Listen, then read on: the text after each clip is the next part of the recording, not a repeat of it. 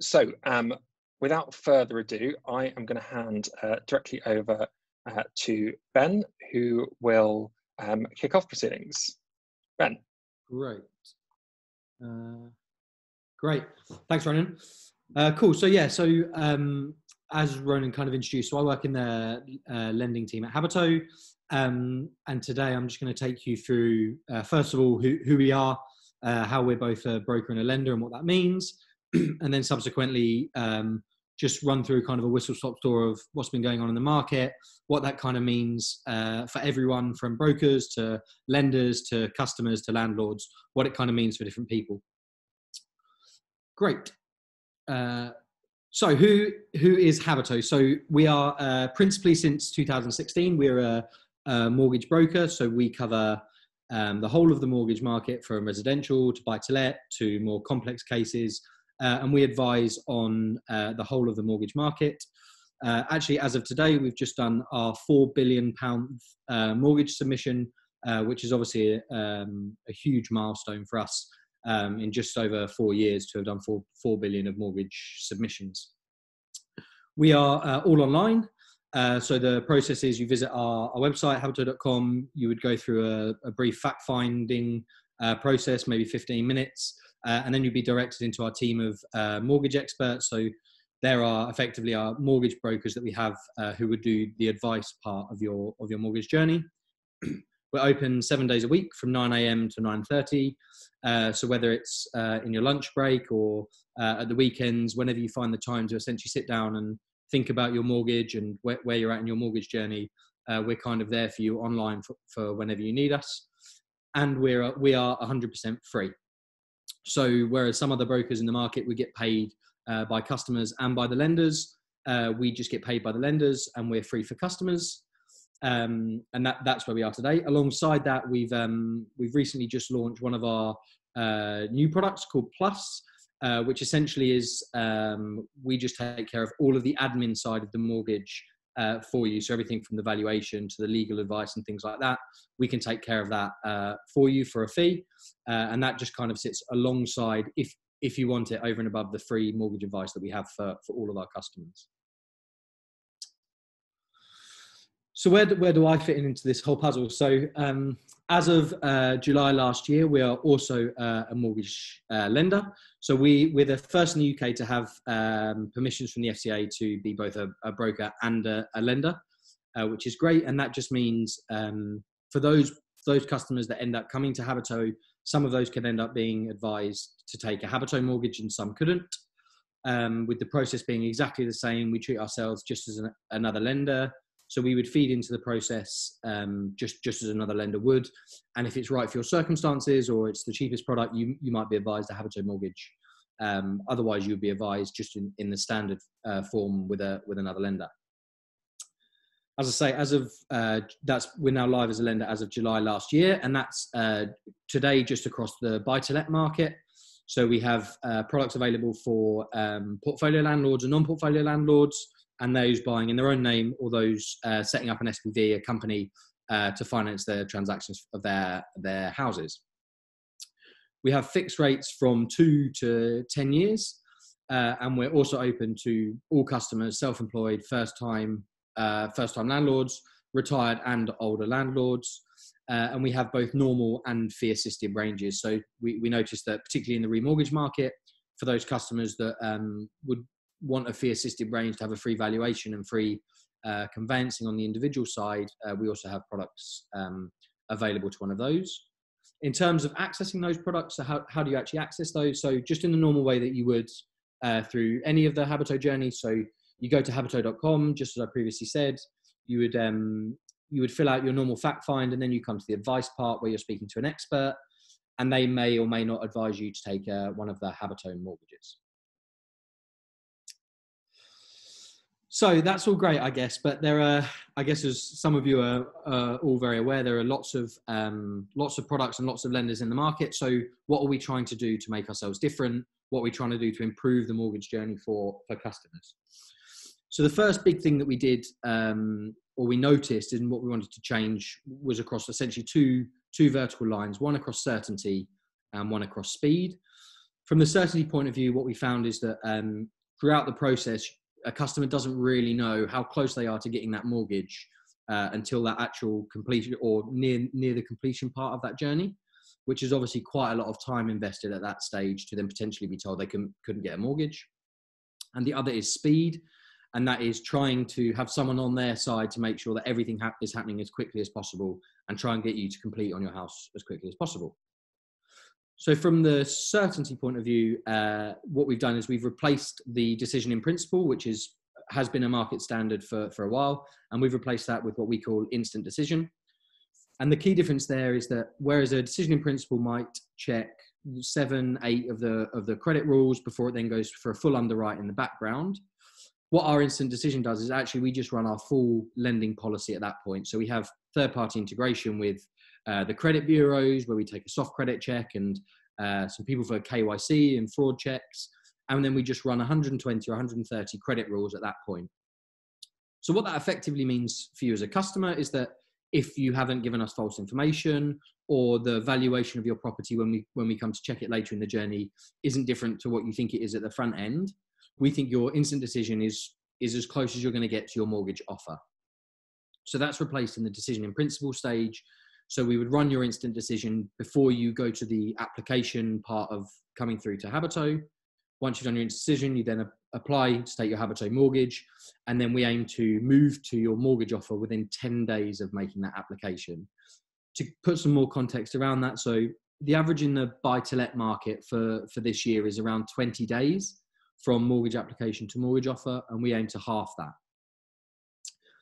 The next big thing that we found, which is a bigger win, more for customers actually than the brokers, is that we have dynamic documentation. So at the end of our journey, we will assess what type of customer you are, whether you're self-employed, let's say, or employed, or assess what documents we're going to require from you to complete the underwriting stage of that journey. And that dynamic documentation list is provided to our broker so that we can then pass that information on to the customer at this stage. Thanks, Ronnie. Great. So that's, I guess, a whistle-stop tour into who we are as a company, Habito, what we're trying to do, and we see the end goal for us, I suppose, is to have, for some customers at least, an end-to-end view on their whole mortgage transactional journey. So whereas previously you might have been one company you go to for your mortgage broker and another you go to your lender, we think that journey can be a lot more seamless and a lot more joined up than it currently is. And that's what we're trying to execute to today, and hopefully in the future with the lending side, once we build up to have residential products and things like that, that just gives us a lot better coverage in the mortgage market.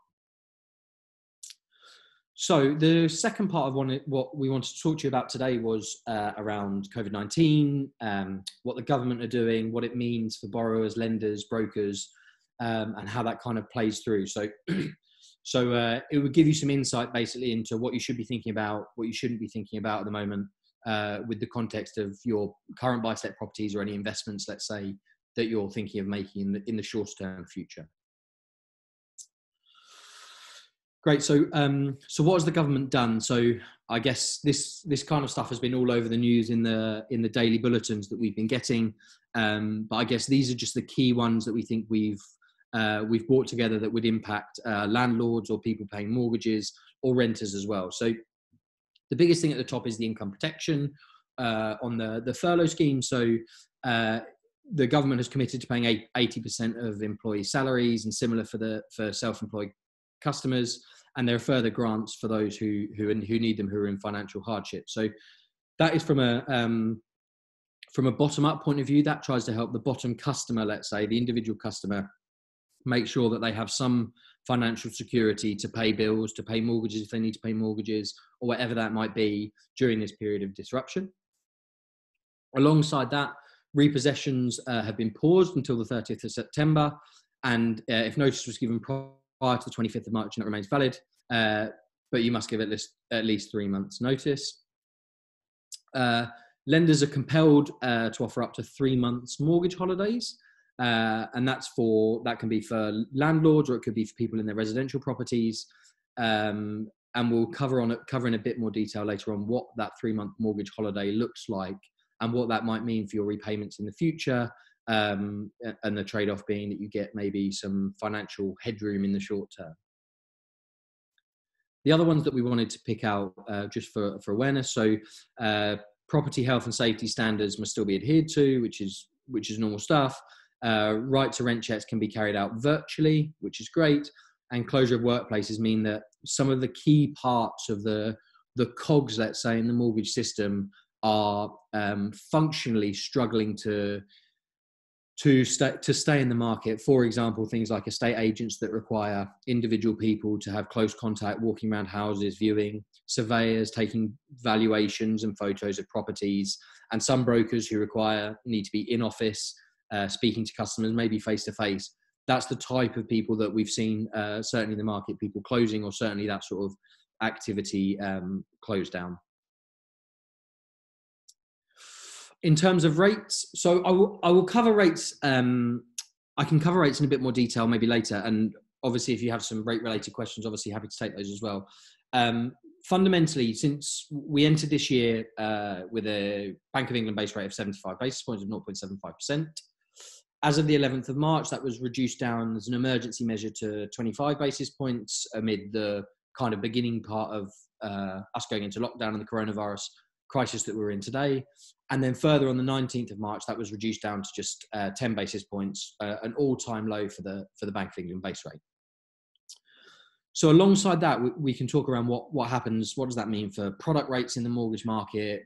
That kind of depends on what type of product you are. But trackers and SVRs are historically the quickest to react. Now, often with these, they are by definition tracked against a variable benchmark, and that is often the Bank of England base rate. So what you usually see is the lenders responding pretty quickly and in full to those rate reductions or rate increases from kind of central functions like the Bank of England. You kind of see those passed on pretty quickly. And alongside that, you have seen lenders adjusting their product offering, which we'll cover in detail. I don't just mean pricing here. That could be criteria. That could be risk exposure. So what LTVs, for example, they're willing to offer. But obviously as well, there is a knock-on impact on the interest rate that you can get out there in the market today. And then the bottom point is just a clarity point. So some people have asked me over the past few weeks, what does it mean? So in actual reality, a reduction of, let's say, 0.25% in the Bank of England base rate doesn't then mean that your mortgage rates will go down by 0.25%. That's not strictly the direct correlation of how it would work.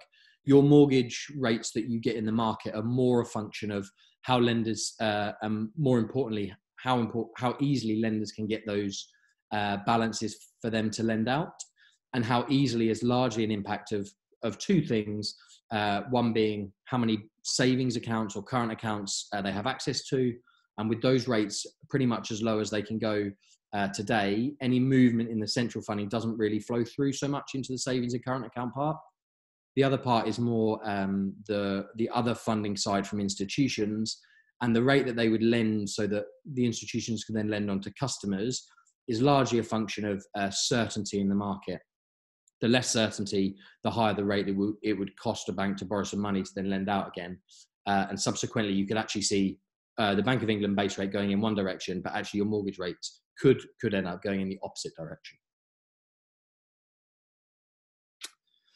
Great, thanks, Ronan. So what is a mortgage payment holiday? So the basic premise is that if you can't afford to pay your mortgage for a period of time, usually up to 3 months, you can take a holiday from the bank to do that, and that just means basically you don't pay your mortgage for 3 months. Now, obviously, you have to pay that. You still have to pay that money back. The interest would accrue over those three months, and you wouldn't be paying down any of your capital over those 3 months too. So that can be the same for both repayment mortgages and also part and part and interest only mortgages. Obviously, the impact is slightly different for each of those.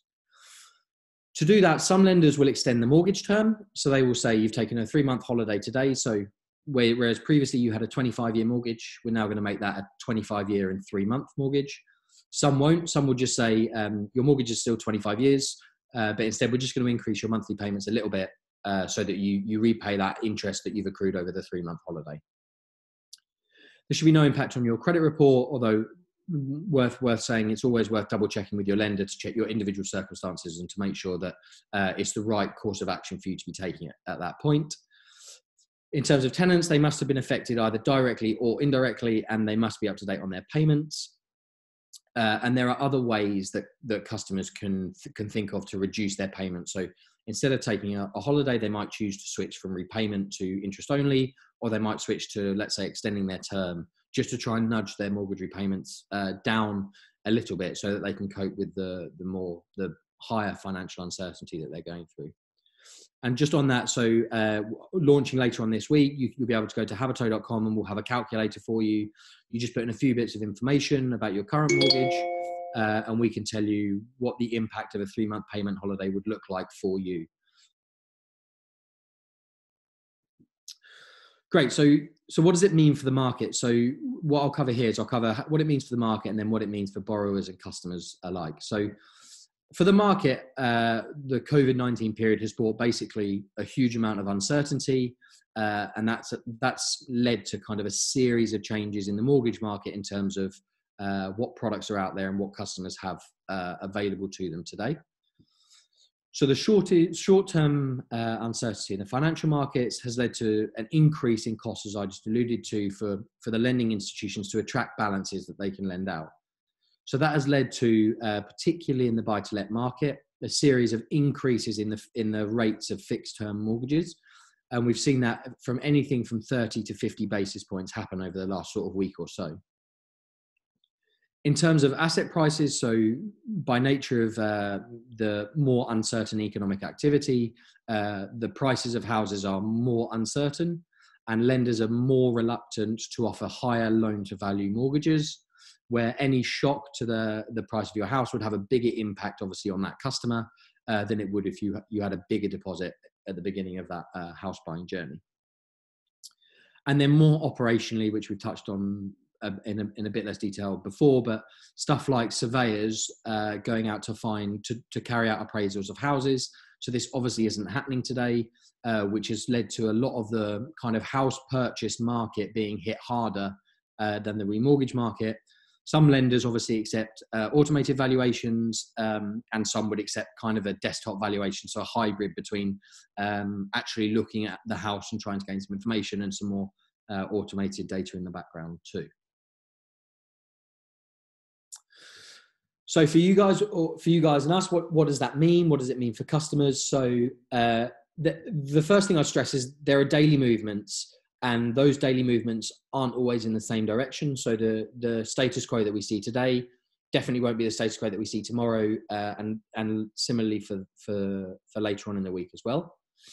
If you already have a mortgage, if you're on a variable rate or a tracker rate, these are likely to have already been reduced alongside the BOE change.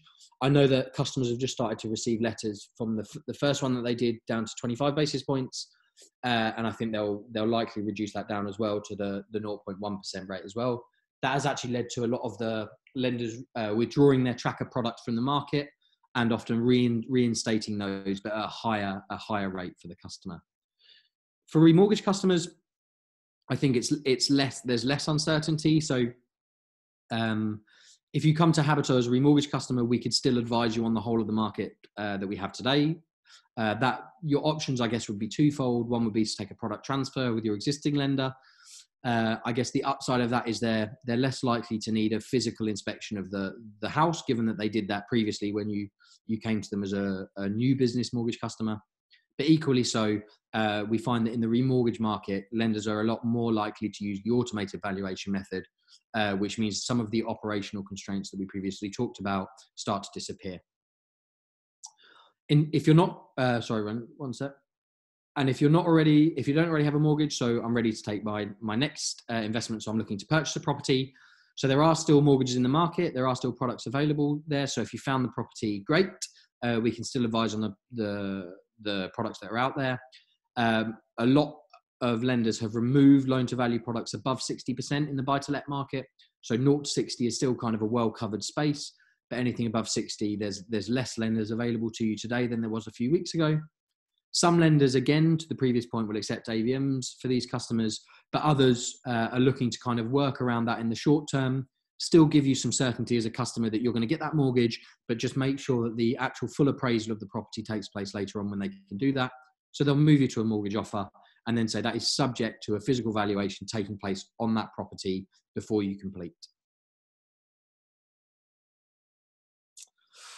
And then finally, how do you get support? So if you're uncertain about anything to do with your mortgage or how to act in this kind of period of uncertainty, we're obviously always here at Habito to help. So that's online at habito.com or help.habito.com.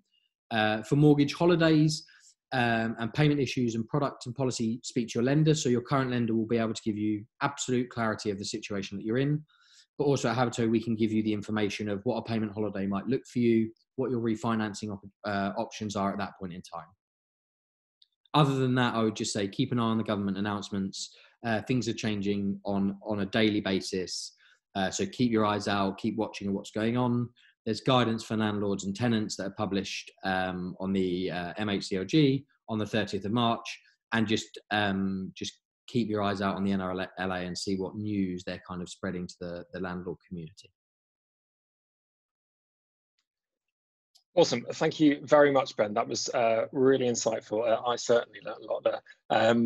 And just on that help centre that Ben mentioned, our comms team is doing an amazing job of keeping this up to date as things change, as we say, on a daily basis at the moment.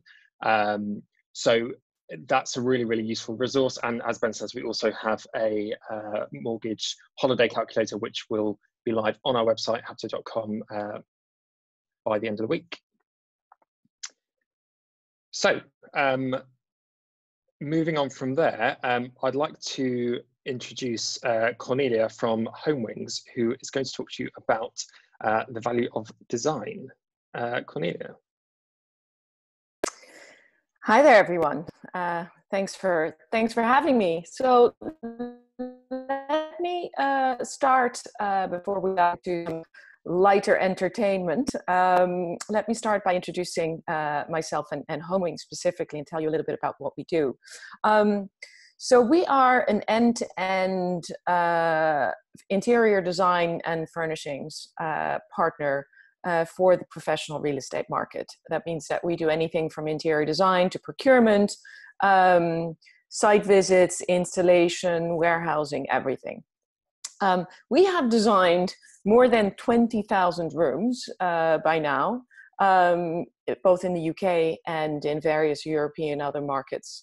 And we have focused on the build to rent, the short let market. We've done a lot of service department projects. So we're really laser focused on your sector. We have therefore also built a library of more than 80,000 products, which we have curated from various suppliers and through working with manufacturers across Europe to really find the best products and the best value and quality products specifically for the rental market. We work with over 150 designers. A lot of them are freelancers, but it's a combination of in-house designers as well. They're based across the UK. And we have worked with all these people and selected them specifically for their deep expertise in these specific sectors that we are focused on. Our designers are supported by our in-house teams.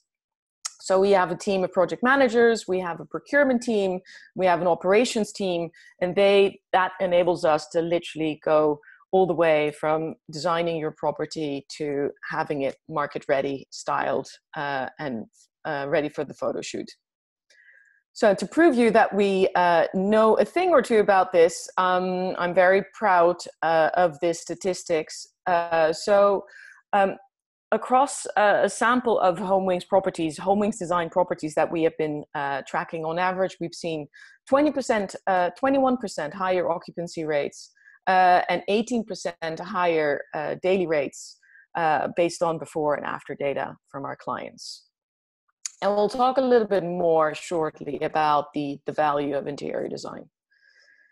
But so this is, in a nutshell, the challenge that we provide the solution for. So for professional landlords and portfolio investors like yourself, onboarding new units can be a significant and a recurring pain point, right? And I'm sure many of you have been there. So when you're scouring mate.com and you're looking for express sofa beds, then arranging for someone to be at the unit to receive all the deliveries, then you find out that that express sofa bed is actually going to take 8 weeks to arrive.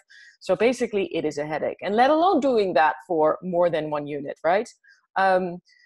On top of that, and without implying anything about your interior design savviness, furnishing a property to perform on the rental market is about a little more than just ensuring that there is a sofa in there and something to sleep on.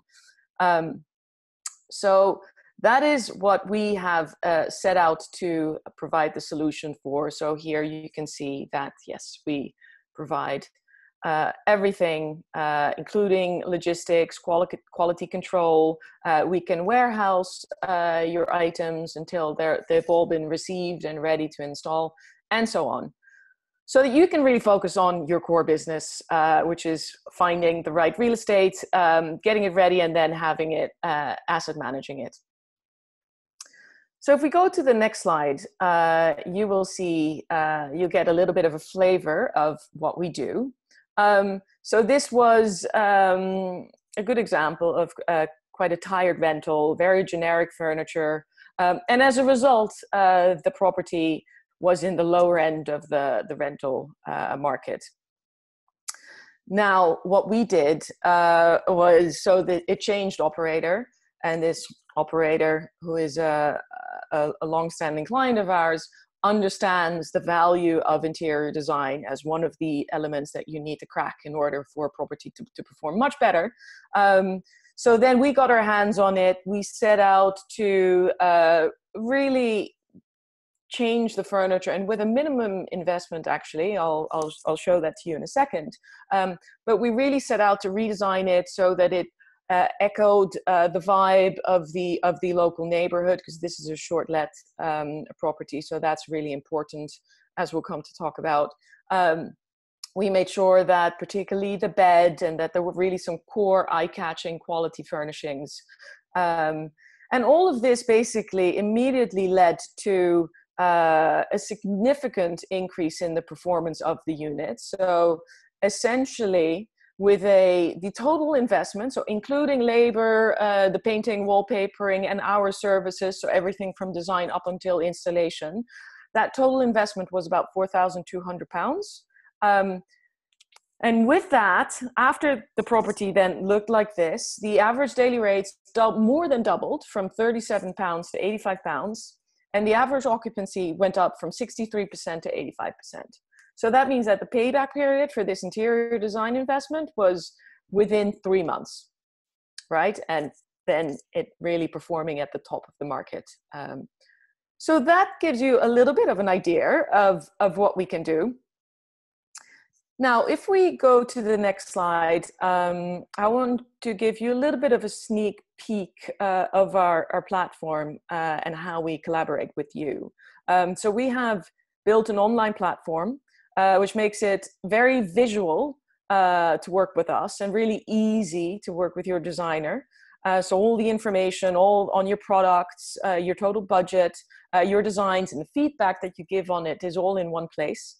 And then if you can order what you want to order in one click, you can track your orders. We do all the heavy lifting for you.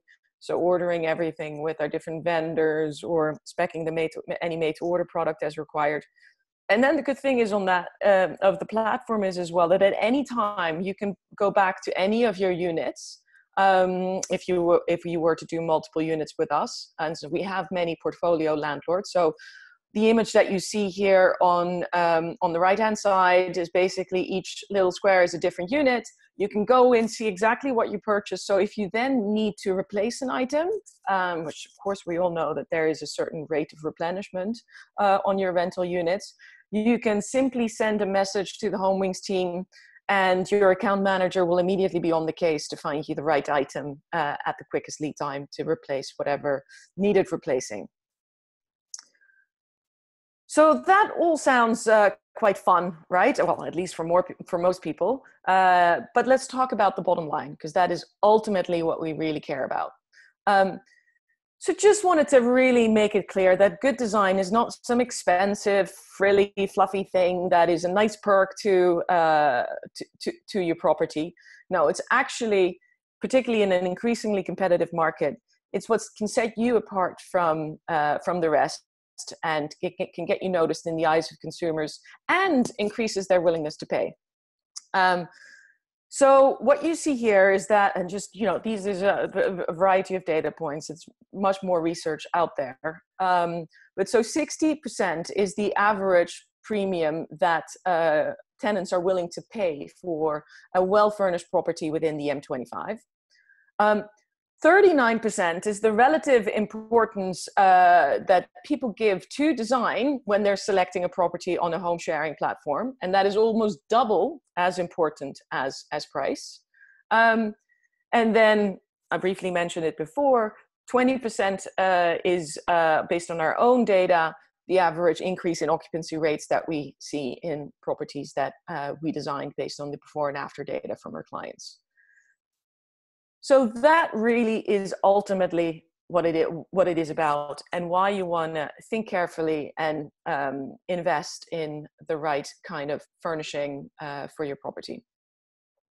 Now, what is important as well, that you need to get it right. It's not just about, putting some furniture in there. If you really want to unlock that value of the increase in performance in investment that you can get with the right furniture, then you need to understand the differences between the short let, the medium let, and the long let market, and the value drivers in each of these markets. So, because it's very different whether you're furnishing something to perform well in the short let market, or to perform to be the right kind of unit for a long let tenant. And this is what I wanted to talk to you about in more detail today, and really share with you some of our top tips to get it right. So let's dive in. So firstly, so the first point is really the most important point, and it's related to what I was just saying about understanding the differences between these markets and where you think you want to or should play with your specific property. It's about knowing your demographic. So the short let market is, if you want your property to perform well in the short let market, you need to make different choices than in these other markets. And here, let's go to the next slide, is a really good example.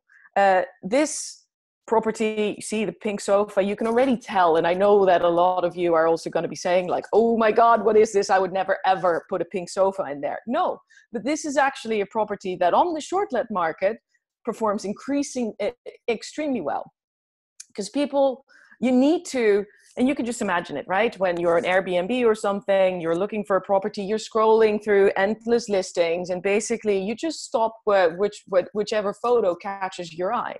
So you want to have a couple of bold, eye-catching pieces in there. So be bold, stand out from the crowd. That's what we always say as one of our top tips if you want to perform well on the short let market. But what's also really important is that you, it's a little bit of a buzzword, which I really find kind of annoying, localized design, hyper-local design, even more annoying.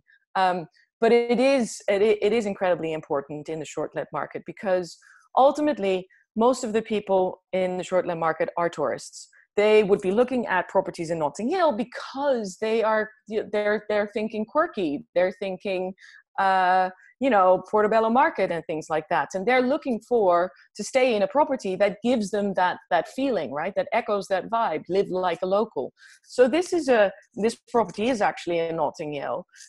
So this is really well done for that location. It could work equally well in, I don't know, Brixton or quirky neighborhoods like that. But it would absolutely not work for a property, for instance, in Mayfair, or where you're probably catering more to the medium let market, service departments, and professional stays. So let's go to the next slide, and this is then an example which is much more suitable for that market. So medium length stay, often you will be catering to a professional, to professionals that are in town for a couple of months for a specific project or for a rotation. And they have very different needs. So they're not only looking for a cool place to sleep, they need to be able to comfortably work there as well. They need to eat, sleep, and also be able to relax. So as soon as you're catering to the medium stay market, you want to think about trying to make sure that you can fit in a desk and little areas like that, because I'm sure you would think the same thing. Working from home while sitting on your bed, I think many of us have probably been doing that in the last couple of weeks just to escape kids and things like that, but it's not ideal. So you need to take care of that. But they're still looking for a home away from home. It should not feel like or look like an extension of the office. So that balance is really important to get right. And increasingly also the expectations in this market are changing. So service departments used to get away with very generic beige gray furniture and interiors, but increasingly the expectations of the average tenants are going up, and that is actually true across the board. Now let's look at the long let market. This is, again, a very different ballgame. Tenants need to see themselves in the space for the long run, right? So you want to stick with the neutral base palette. So in that sense, very different from short let, where you want to be bold and stand out, right? So here you want to give people space to make the place their own, so they can layer in their own accessories in their favorite accent color. But also remember at the same time that neutral should never be boring, or it doesn't have to be. But yeah, leave space for the tenants to make it their own, which also means that you shouldn't over furnish. So really focus on the core pieces, focus on quality core pieces that can resist the wear and tear, so that you don't have to replace furniture every time that new tenants move in for a year or two. And if you are doing any refurbishment work on your property, then think about what people really value. It tends to be things like wooden floors, lots of light, space, and storage. So if you can build in storage, build in wardrobes, do that, because you'll be able to charge a higher rent for that property.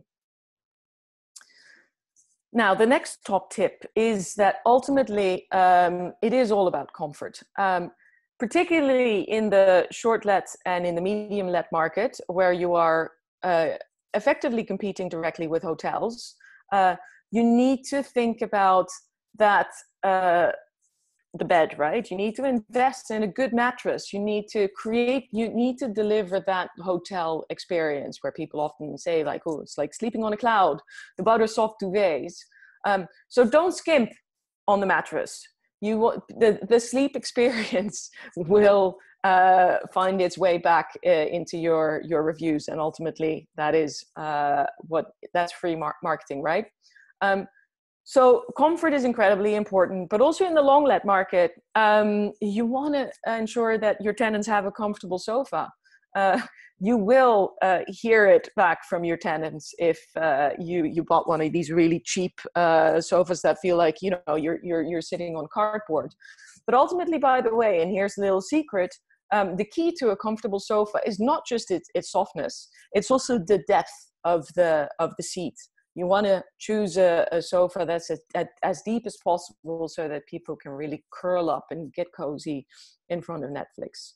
But then you also want to think about how people use the space. So, where do people sit? Where do they eat? Where do they have a drink? And then make sure that where you have a drink, where you sit with a book, that there's a light, that there's a place to put your drink on the little table. So think about how they move and where they do what, and then furnish the space informed by that information. But it's also about investing smartly. So getting it right does not mean that you need to break the bank. It's about making the right trade-offs and at the same time taking a longer term view. And that's just one thing that I did want to mention specifically, because we do often get clients who say like, well, surely I don't need to spend that much on a sofa, because I can just go to IKEA and, you know, get one of these for £300. The thing is that, and I'm sure really we all know it, right? That buying cheap may end up being more expensive in the long run, because you will just end up needing to replace it much sooner than when you would have bought a sofa that would have cost you £200 more, but then, you know, last for at least 5 years, if not 10. So you want to make the right trade-offs, which means investing in comfortable, quality core items. Yes, that sofa. Yes, the bed. Paying a little extra for a sofa bed can also really pay off, because that increases your sleep count and will pay itself back very quickly. And similarly, investing in a sofa with removable washable covers can also be a smart thing to do. But then on the other hand, statement items like a feature wall or a colorful rug or, you know, really good looking art, those are all things, or lighting, those are all things that ultimately actually make the design and make it stand out. But those can be very, very affordable. So it's really about getting that balance right. And that is one thing that my designers are all very proud of, that is their secret skill. So these were some of our top tips. Now let's look at a couple more case studies, and then I'm happy to answer any questions that any of you may have. So here is a case study. This was a property in Bristol. It was on the long let market, had it for more than 2 years, and he just wanted it to perform better, have less void time, and so then pulled in Homewings.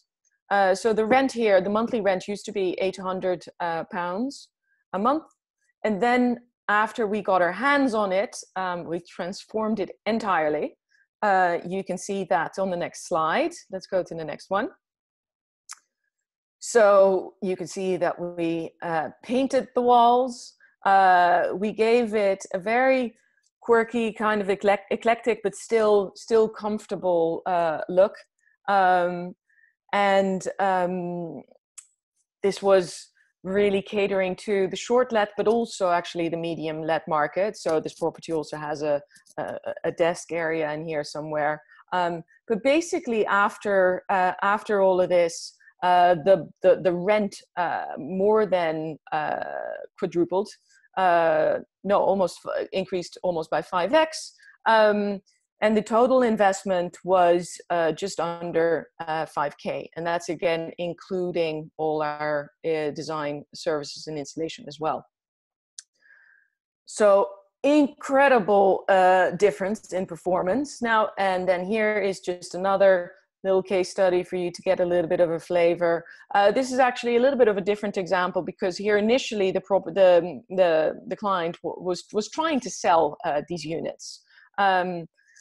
But they weren't selling. So he's like, okay, you know what? Let's put some furniture in, see if that helps. And then what actually ended up happening is that one of the 3 units sold right away, and the other one was rented out for 2 years. And here you see on the next slide, you see one example of just one of the rooms, like this little this little room at the top of the house that we did. And well, for all of these units together, so not just this room, obviously, the landlord spent about £7,500, and was incredibly happy with the results.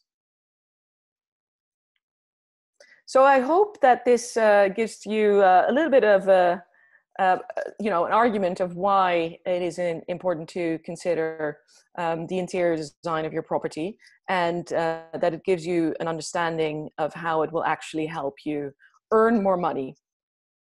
So if you have any questions, you can always contact us. The information is in here. But feel free to give a shout right now as well if there's anything that I can answer right away. Thanks, Cornelia. If anyone does have any questions for Homewings, just pop them in the Q&A and we'll be able to see them. That was really interesting. Some of those rooms look absolutely gorgeous. Very, very jealous. Thank you. It doesn't look like we've got anything coming through at the moment. As Cornelia said there, you can always contact them on the details here if there is anything that comes up afterwards. But for the moment, that looks like it. Obviously, covered everything incredibly well. That's great. Thank you very much, Cornelia, and all the best and stay safe. So we're now going to turn over to our Habito panel. So we've got Ben, who you heard earlier, as well as Kate Falkner, property expert, and one of our very own Habito mortgage experts, Samuel, available to answer any questions. So if you could post any questions that you may have in the Q&A, then we will take a look at those and be able to answer them for you. So do we have Ben? Hello, yep. And Kate? Hello. And Samuel? Hi. That's wonderful. So our first question we have is quite a long one, so bear with me. Good evening. I'm roughly halfway through the process of purchasing a property. They've had their offer accepted, the mortgage approved, and the conveyancing's well underway. I remain motivated to buy, as does the seller, who's my former neighbour, to sell. However, the economic landscape has changed, and I'm thinking about revising the active offer downwards by 20k. They say their intention is not, their intention is to transparently negotiate a downwards revision and not gazump. Whilst I feel COVID will have a medium as opposed to long-term economic impact, I do feel a revised offer would be appropriate to reflect the unexpected increase in the risk to the purchase courtesy of COVID. So they're asking, I would like advice about the wisdom of revising the offer downwards by 20k. Is it a good or bad idea? I recognise the risk that the seller may pull out of the sale if I do this. Anyone want to tackle that? I don't mind giving that one a go. Great.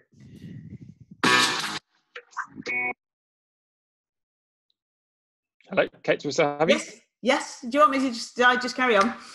Yeah, dive in. So looking at the market, it's definitely kind of fallen off a cliff. The expectation is actually it's going to hit transactions more than prices at this moment in time. So nobody really knows what's going to happen to prices. It's going to be very reliant on what happens economically. So at the moment, there's some really good forecasts and analysis out there from various organisations. And the view is just now that this will be a kind of like a short, sharp shock and that will recover quite quickly. The difficulty with prices and indeed with valuations at the moment, this is kind of something that's never happened or happened 100 years ago. So valuation-wise, it's a little difficult to work out what it is. The only figures that I've seen that it may impact on the market, it may sort of fall by around 5-10%. So I don't know whether if you're spending 400k, 20k probably doesn't seem too bad. If you're spending 150, 20k is probably quite a lot. So I think there's two things with this. If that's going to make it, you've got to decide, is risking 20k on losing the deal worth it, and you're happy with that? And if you are, fair enough. But the second thing I would say is put it in the kindest way you can as well. So you are keen to go, you're very nervous about the risk. Why have you chosen 20k? Why is that important to you? And are you willing to kind of lose the deal on the basis of that? So how you put that offer forward is very, very important. Yeah, and Right. I would just like I would just like to add to that. You said that you've got your mortgage offer already approved. You might want to think about if renegotiating will put you in a better position, because a lot of lenders at the moment are pulling products above 60% loan to value. Some of them are bringing some products back out with a higher interest rate. Some are just not going to take any new business. So on the back of thinking of negotiating, I would advise you speak to your broker, see what kind of products are out there for you, and then compare them with what you already have, because that might influence your decision also. Great. Hopefully that helps. Next question is someone called Malcolm, who just wants some clarification. It says that notice to leave was given prior to the 25th of March. In his case, Ben's slide said that 3 months notice was required. And is that correct? Just wants clarification there. So I can provide absolute clarity via email or offline. My understanding was that the legislation put in by the government said that the landlords would have to give 3 months of notice to leave. I think that was up from 2 months. So landlords could still serve them the notice to remove tenants, but they would only be able to do that after the 3 month period ends. This was a. Do you want me to answer that?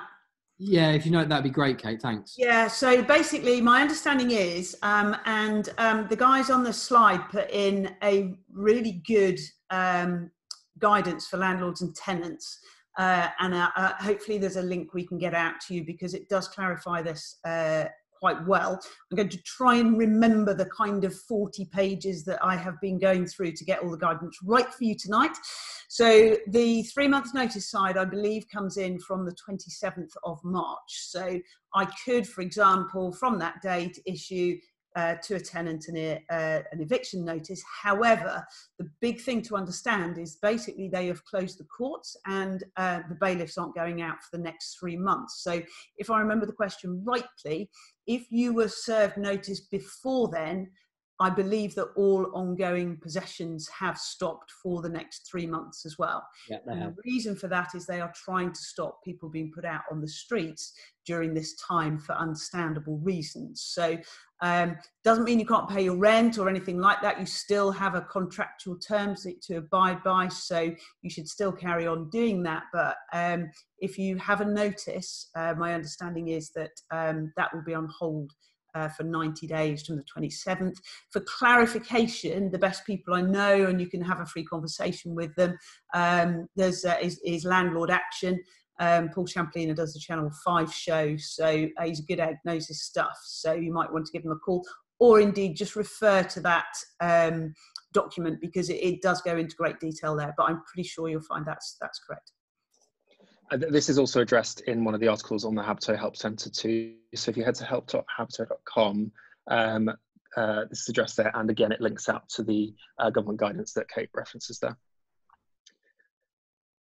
Okay, we have a question from Alexis, who specifically addresses Kate. I'm sure she won't mind if someone else jumps in as well. He says, Kate, what's your outlook on the London property market in the short and medium term? Not a tricky one to predict, but... Very short answer. We haven't got a clue, quite frankly. That is the very, very honest answer. Having said that, a more useful one for you is that from the people that I kind of trust and that I've read so far, London was kind of just starting to recover and was doing quite well for the first couple of months of the year. We certainly saw properties coming onto the market more than they were selling out for in the last quarter of last year. So I was expecting a real bounce in the first 6 months, but then I was expecting that bounce to kind of just level itself out. If you look at the Savills forecast, that's probably the most interesting. They were looking at not much growth this year in the London, and we are talking overall markets, this isn't for individual properties. And what they're saying is that as well as Home Track, and those two are really good at forecasting through these times, they're saying the impact is going to be on transactions first, and prices maybe later, and the impact on prices will be low. I think in London it will be extraordinarily diverse. So give me a property on a street and I'll give you a better idea. But what this will do is we will we will see when we come back into quarter two, the volumes are going to be really, really low, in which case prices are going to be difficult to see. There will still be lots and lots of people keen to buy and sell, but those numbers will be vastly reduced from what we're expecting. And what we don't know, but my view is, I think supply and demand, albeit an extraordinarily low base, is going to probably continue to match. So I'm not expecting, certainly in somewhere like London, we won't see the recovery we were seeing for the next sort of 6 months or even into 2021. But I think it will slowly recover. But London, even over the next 5 years, the Savills forecast is a 4% rise over a 5-year period. Just to put that in context, Londoners are used to a 7-8% rise every single year.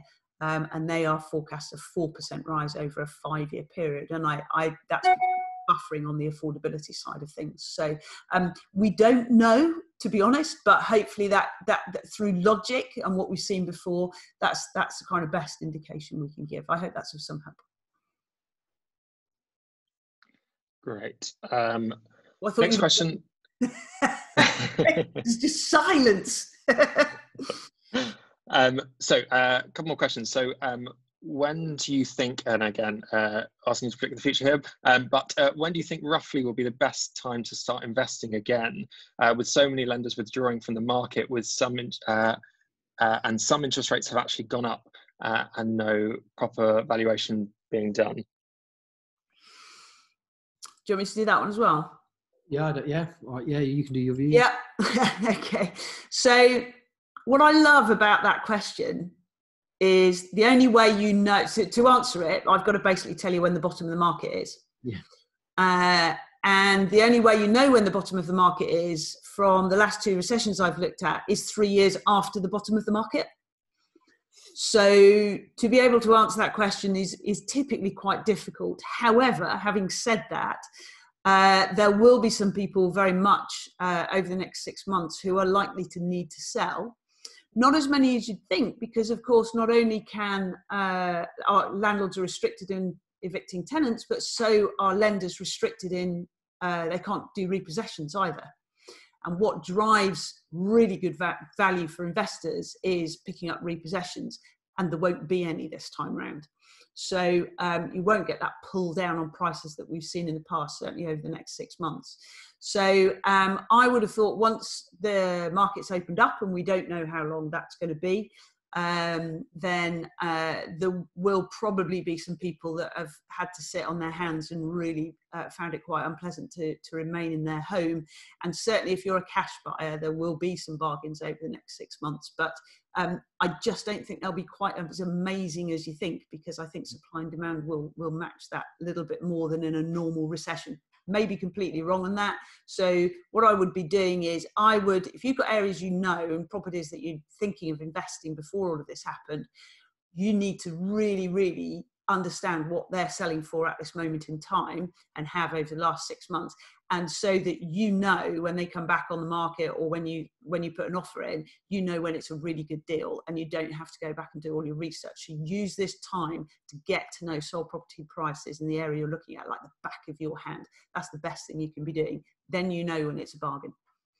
Yeah, and I guess just to add on to that, the other part of one of the reasons why a lot of lenders have kind of exited some products from the market today is purely operational. So they can't get people to go out and value houses for them and things like that. So I think as soon as you start to see people movement restrictions lifted, people can get out there, get back in the market again, start viewing houses.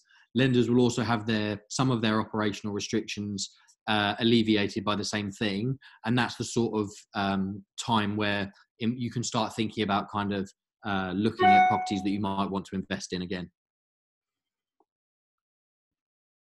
Great, thank you very much. Next one. So there have been some reassurances from lenders that mortgage holidays would not negatively impact your credit file, but could it indirectly affect your future mortgage application if lenders knew you struggled with your cash flow during this period? Yeah, so I can tell that. So the short answer is no. A lender wouldn't take a view. Let's say you wanted to refinance after you've been on your current mortgage where you've taken a holiday. a subsequent other lender or even refinancing with your current lender wouldn't take the view that just because you've had a mortgage holiday on your previous mortgage, that's a sign of your inability to take a new mortgage today. They would review your affordability for that new mortgage today, as they would as if that was yesterday. So they would be looking to see proof essentially that you could afford the mortgage and the level of borrowing that you were taking on at that point. But as isolated as would a mortgage holiday impact your future mortgage application, then no, it wouldn't. Great. Very thorough answer. Thank you, Ben. I think we probably have time for one more. Just I'm very conscious we've overrun here, but quite an interesting one here. Why does the UK market not offer 30-year fixed rate mortgage products like elsewhere? Feels like a good idea with rates so low. Sure. So I mean, I can give my view on that, and Kate, feel free to give yours too. So, good question. So it exists in other countries with quite high penetration. So in the States, for example, the vast majority of mortgages are on longer fixed rate term mortgages. And in countries like the Netherlands, equally so, there's a tendency for mortgage borrowers to take longer term certainty. In the UK, there are a few reasons why that doesn't happen. So generally speaking, 85% of the UK market is intermediated, and they obviously like customers coming back to them on a repeat basis. So there's a tendency both historically for the advice process to be across 2 and 5 year products, and kind of subsequently there's been a tendency for lenders therefore just to offer those 2 and 5 year products. The second driver behind that, in my view, is that the vast majority of mortgage activity in the UK is undertaken by deposit taking lenders. So the big banks, they take your deposits and then they can lend those out to customers. Now, with those deposits, they don't have enough certainty to know that they'll be there still in 25, 30 years time. So it's a lot more difficult for them to do the financial kind of trade-offs in between that to make sure that they can offer then a decent rate on the longer term fixed rate mortgages. So there's a few that have started to come into the UK market. So there's some 10-year products out there today. I think Virgin offer a 15-year fixed rate mortgage. The tendency is that they have high exit fees. So if you want to refinance due to, I don't know, a life event or something within that period, it tends to be quite expensive for you to do that. So I think for it to actually work and be successful in the UK market, not only do you need the longer term certainty, but you'd also need the opportunity to allow customers to refinance at some more reasonable point during that term, should they incur something that means they would like to do that earlier than they thought. Yeah, I think I totally agree with Ben. I think the other thing is that if you wanted to look this up, there's a guy called Professor David Miles. He's a really good guy, actually. I was lucky enough to be taught by him while at university, and he's done a big study on this. And I believe that one of the things I took out of that was that consumers just won't book that far ahead in this country at all. So one of the difficulties is you can introduce it, but the demand at this moment in time wouldn't be there. And when you think about, just looking at the last sort of 12, 15 years, we've gone from sort of 6-7% interest rates down to 0.1. They've fluctuated dramatically, really. And I think people here would feel very peeved if they were paying more than they needed to. So everybody on a fixed rate at the moment, having seen the rates drop, probably is feeling a bit green, albeit it actually doesn't make much difference. I've got a cracking mortgage rate and I think it's made £10 a month difference to my mortgage.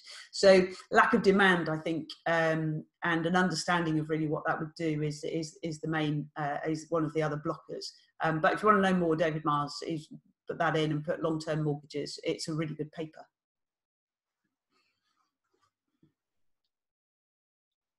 That's great. Thank you very much. I think that's probably about all we have time for. If you do have further questions about your particular circumstances, or you're looking to remortgage and not sure what your options are, obviously Habito is here to help. You can speak to one of our mortgage experts anytime that suits you. They're around for about another 2 hours tonight even. But hopefully that was informative and helpful. I appreciate it's an incredibly tricky period for everyone, and there's awful lot of uncertainty and things are changing on a daily basis, but we'd love to continue the discussion.